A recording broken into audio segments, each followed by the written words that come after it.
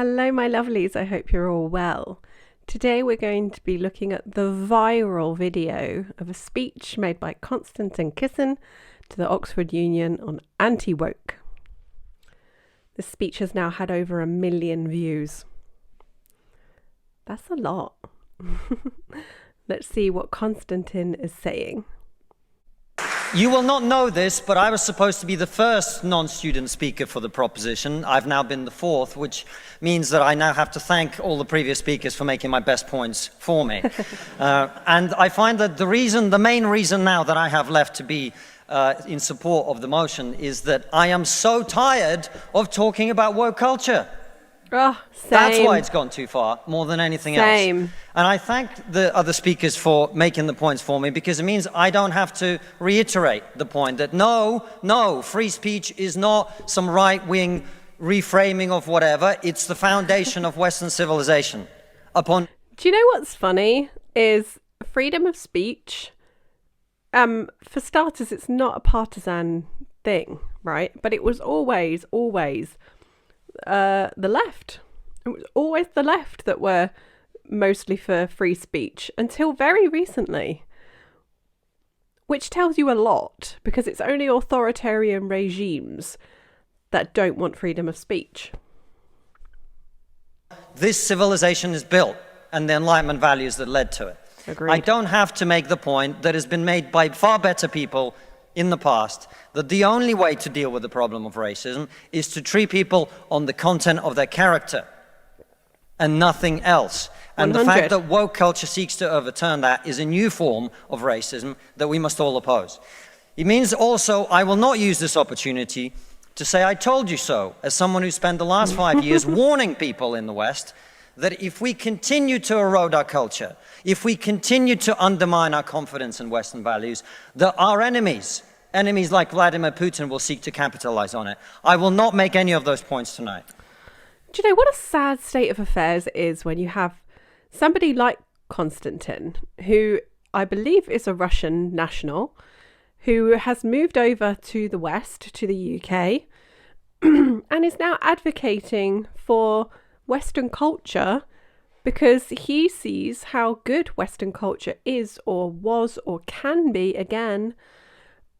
And it's so sad to me that it takes outsiders to point this out to people.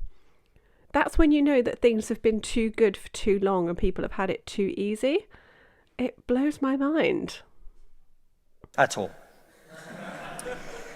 Instead, I am not going to talk to those of you who already agree with me, which I imagine is most of you. I'm not going to talk to you because I imagine after everything you've heard tonight, you're going to vote for the proposition. I'm going to confess I will take your vote for granted. Tonight, I am the Labour Party and you are the Red Wall. Oh. Now, I want to talk to those of you who are woke and who are open to rational argument. A small minority, I accept. Yeah. Because one of the tenets of wokeness is, of course, that your feelings matter more than the truth. But I believe in you. I believe there are those of you here who are woke, who are open to rational argument, so let me make one. A few. We are told that your generation cares more than any other about one issue in particular, and that issue is climate change. We're told that many of you suffer from climate anxiety. Yeah. You wish to save the planet. And for tonight, and tonight only, I will join you. I will join you in worshipping at the feet of St. Greta of climate change. Let us all accept right here, right now, that we are living through a climate emergency and our stocks of polar bears are running extremely low. I join you in this view. I truly do. Now, what are we to do about this huge problem facing humanity? What can we in Britain do?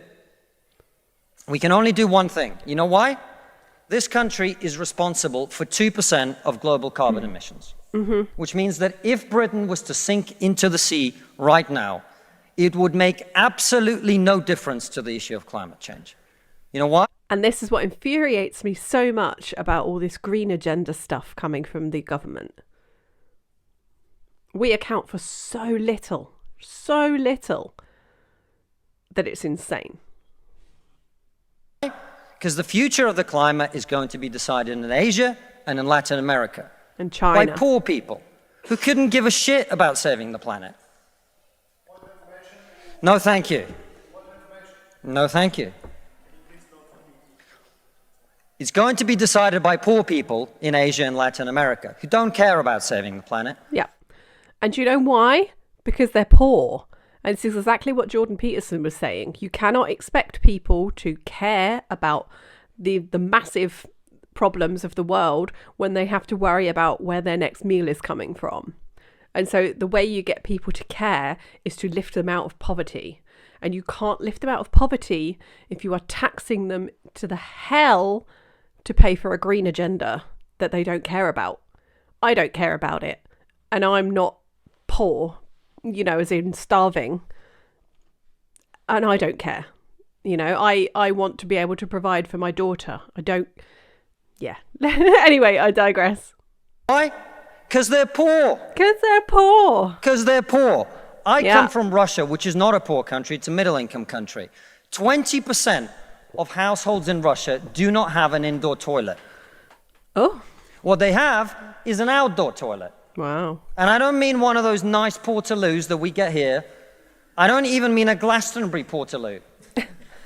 I mean a wooden shack with a hole in the ground that holds a collected fermented memory of the last 10,000 visits. Oh.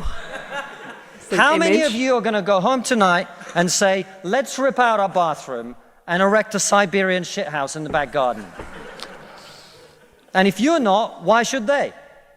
120 million people in China do not have enough food. I don't mean that they don't get dessert. I mean they suffer from malnutrition. That means that their immune system is breaking down because they don't have enough food. You're not going to get them to stay poor. They're not going to care. Imagine you're Xi Jinping, the leader of China.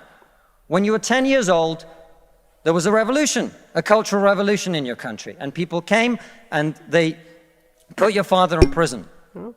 Your mother had to denounce him. Your sister killed herself.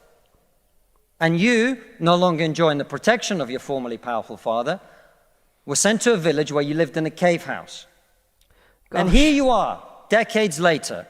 You have clawed your way up the bloody and greasy pole of Chinese politics to be the undisputed supreme leader of the very Communist Party that destroyed your family. And you know that the main thing you have to do to survive and to stay in power is to deliver the one thing that the people of China want: prosperity, economic growth. Where do you think climate change ranks on Xi Jinping's list of priorities? A third of all children who live in extreme poverty in the world live in India. That means they are starving and dying of preventable disease. Now, about 15 months ago, my wife got pregnant. Not me, because we're old school.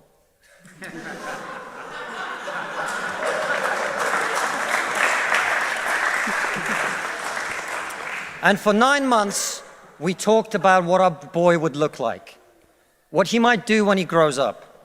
We looked at baby scans and videos on YouTube about what the fetus looks like at 9 months and 12 months and 20 months.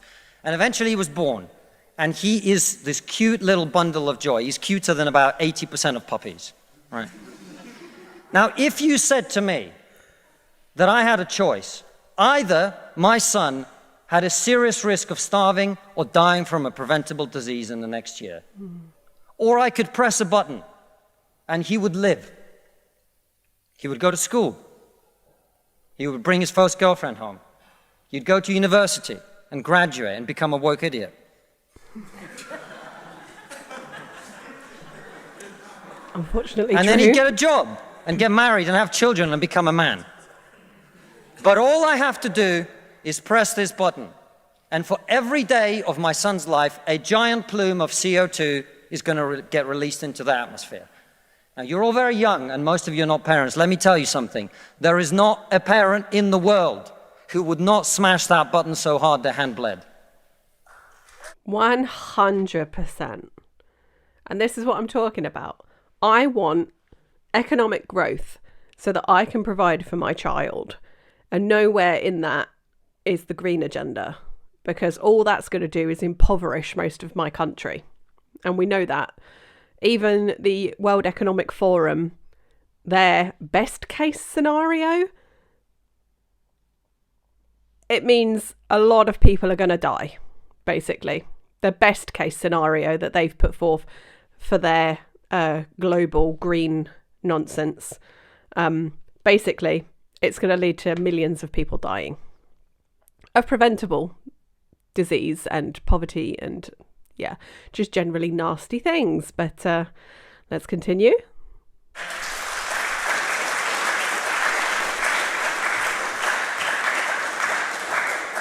You are not going to get these people to stay poor. You're not even going to get them to not want to be richer. Yeah. And so, I put it to you, ladies and gentlemen, there is only one thing we can do in this country to stop climate change. And that is to make scientific and technological breakthroughs that will create the clean energy that is not only clean, but also cheap. And no, thank you. And I want everyone to get home on time today, which is not going to happen. So is that guy asking for more information? Like, just let the man talk, right?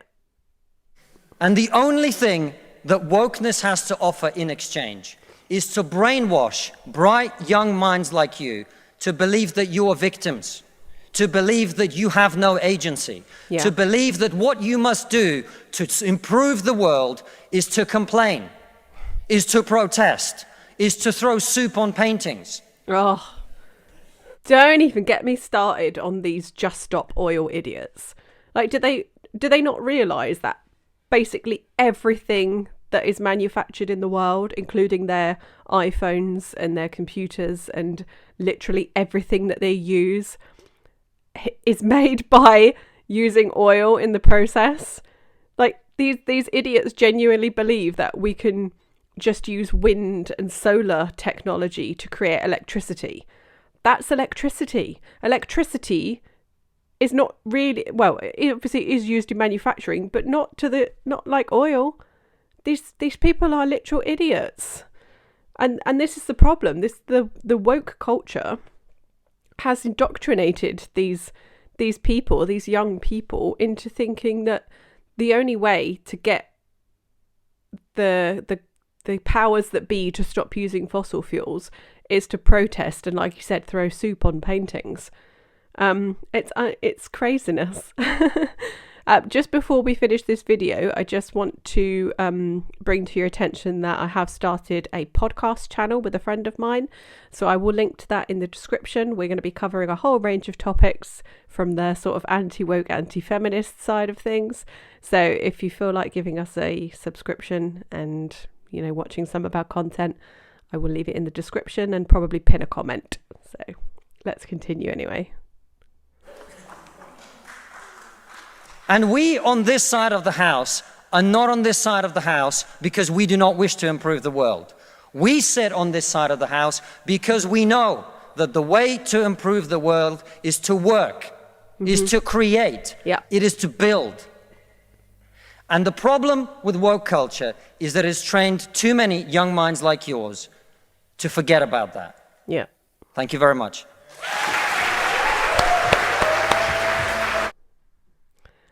Well said. Well said. I mean, you can see exactly why this speech has gone as viral as it has, because he's just laying out facts.